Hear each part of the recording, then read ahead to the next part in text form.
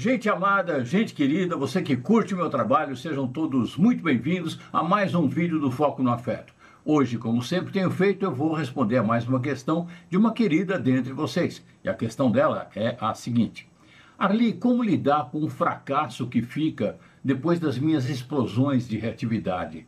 Quando a gente fica mal visto, essas explosões de reatividade realmente me custam muito caro.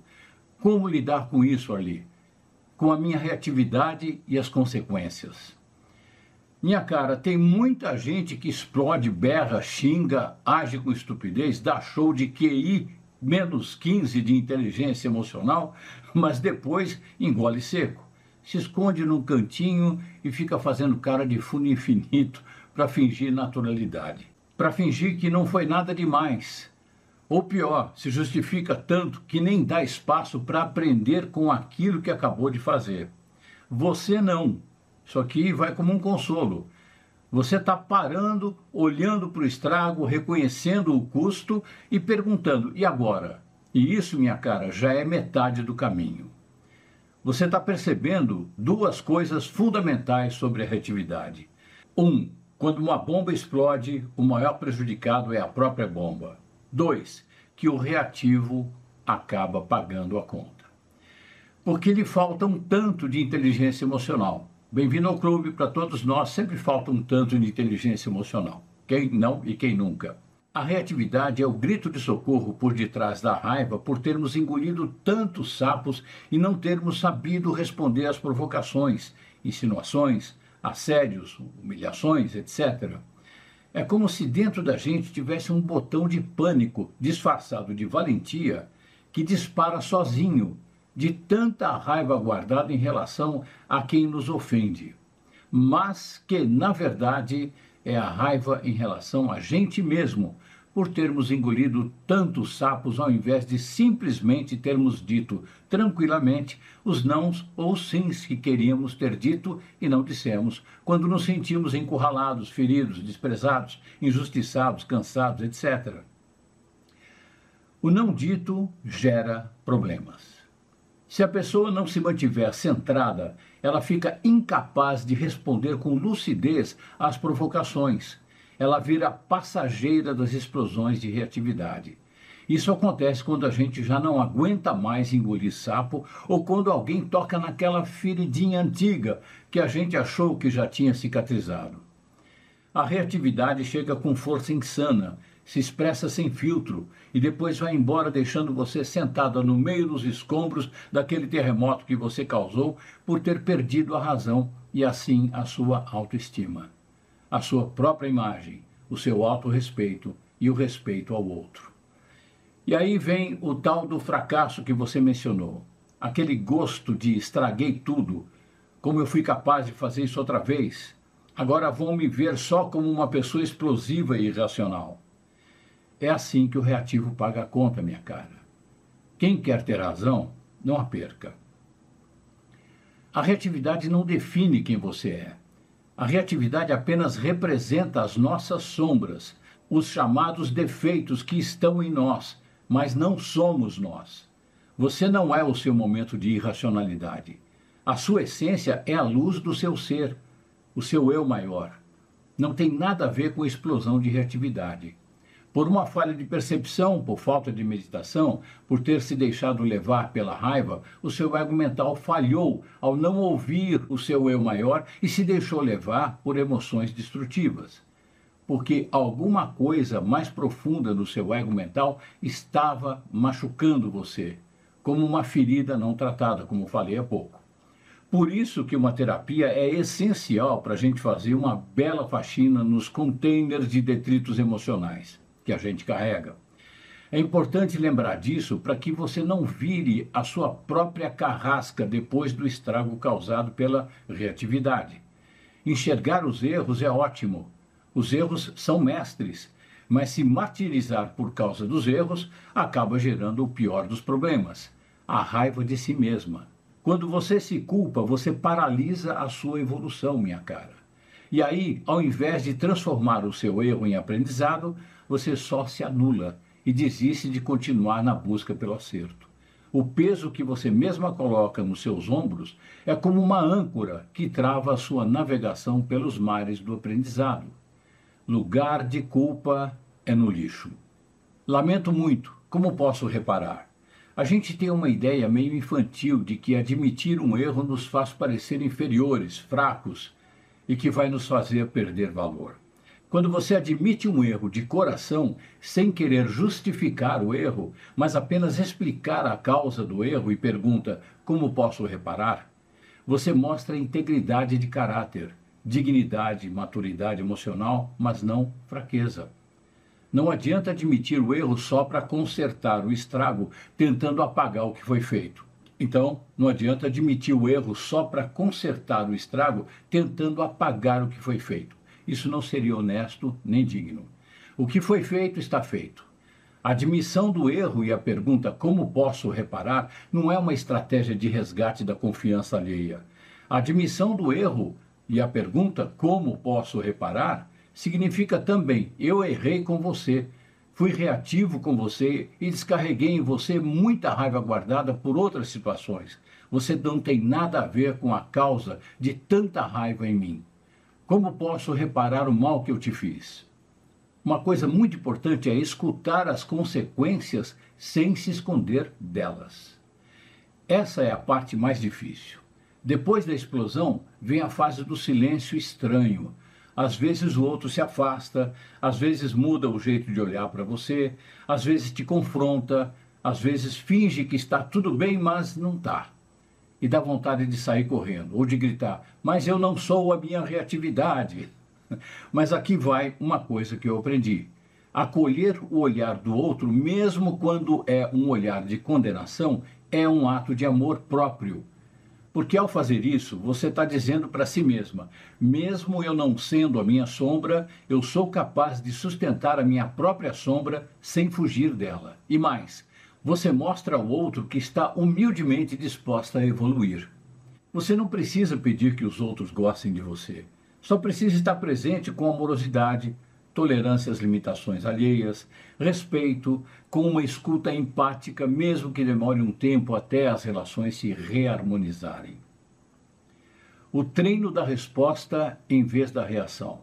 Agora vem a parte mais prática. Como lidar com a reatividade antes que ela exploda ou imploda, porque tem isso também. Quando a gente não explode, a gente acaba implodindo.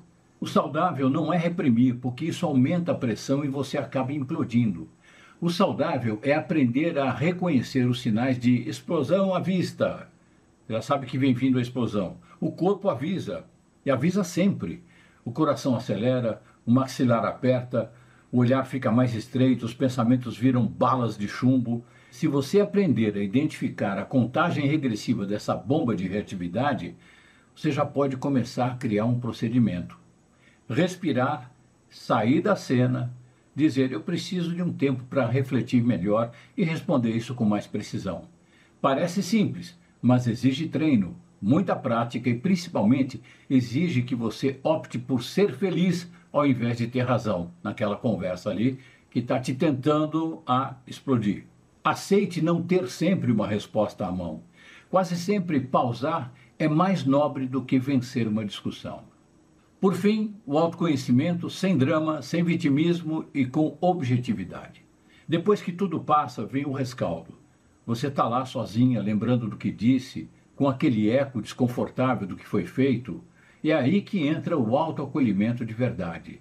Não o mimimi do tipo, eu sou assim mesmo, fazer o quê?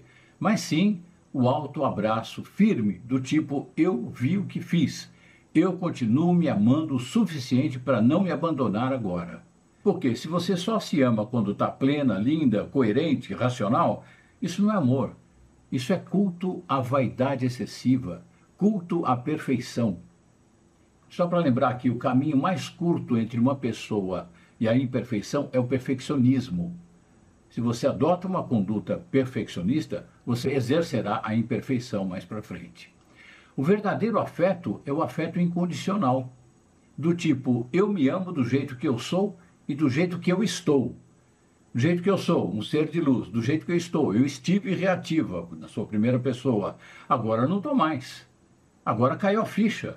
Então, é importante a gente se amar do jeito que a gente é e do jeito que a gente está.